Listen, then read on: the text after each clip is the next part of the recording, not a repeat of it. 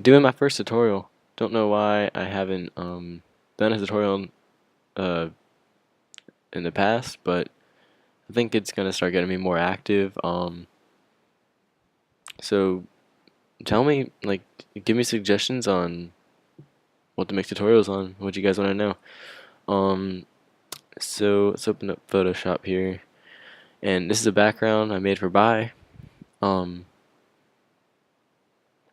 and it has not been used yet. So here's a little sneak preview. So yeah, I'm actually gonna show you guys a really nice color correction that you can use on backgrounds or on stills. So I'm going to do that right away. First, click on this the layer adjustment, um, the little black and white circle at the bottom of the layer uh, module. Select gradient map. Do a nice black to white. It's like the first preset. Pick overlay and bring that down to around 50. Alright, now duplicate this layer because you're gonna do another one that's around 50 and do the purple to orange. See if this one's up too high. Usually it looks good anyway, but it's a little dark for me. It makes this weird orange glow at the top of the text. It really depends on what you're putting this color correction on. Like whatever you're putting it on really determines the strength of this layer. So I usually keep mine around 50 just because it looks nice. Alright.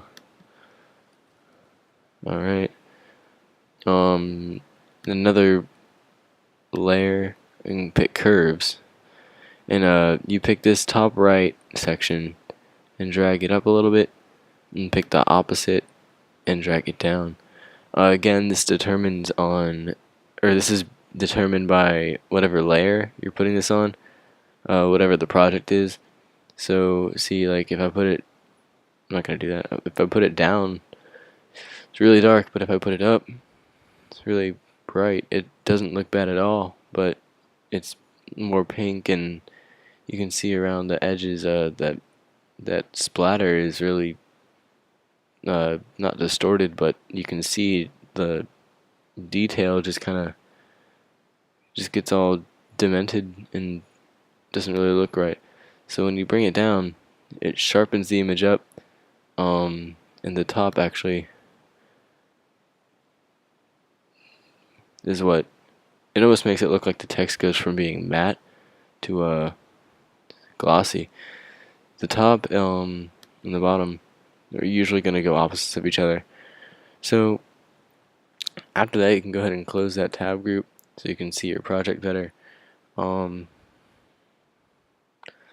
as you can see, if I take away curves, background doesn't look the same. If I take away the purple to orange, it doesn't look the same. And even if I take off this base layer that makes everything black and white, does not look the same. So obviously, all these play key roles to each other. So I'm actually going to show you this color correction on a still, and I recommend when you're using this on stock images or any desktop wallpaper, anything of that nature, you go ahead and put a vignette on it. It really just gives it an overall like a professional look. It darkens the image a little bit. I'm actually going to show you how I do mine. So go ahead and make a new layer.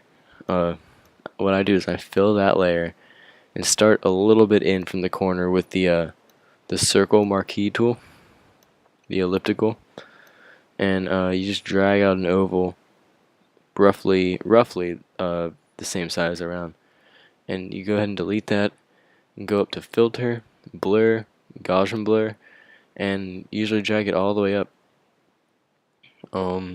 Takes a while to get it right, but it looks pretty good.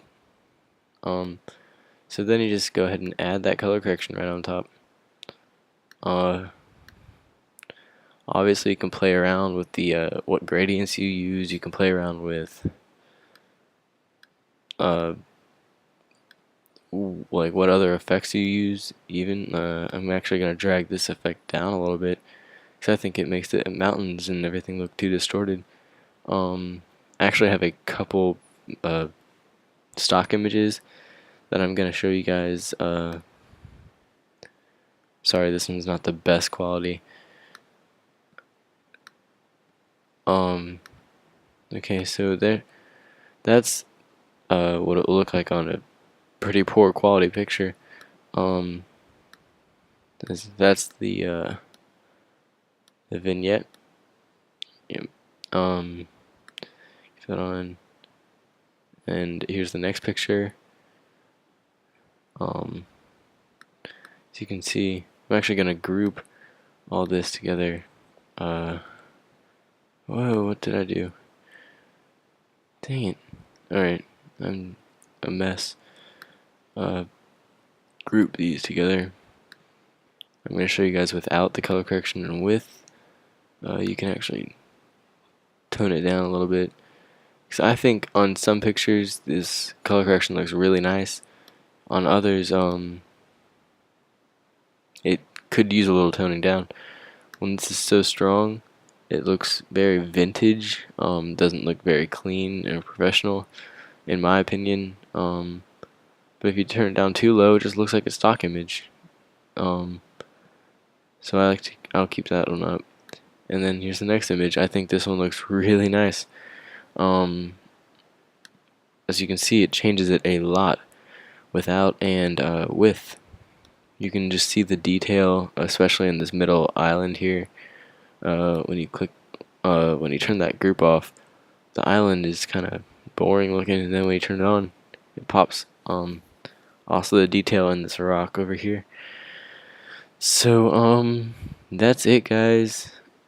Hope you like my first tutorial. Remember, leave some suggestions for me. Tell me how I could do better on these things. Alright, thanks guys.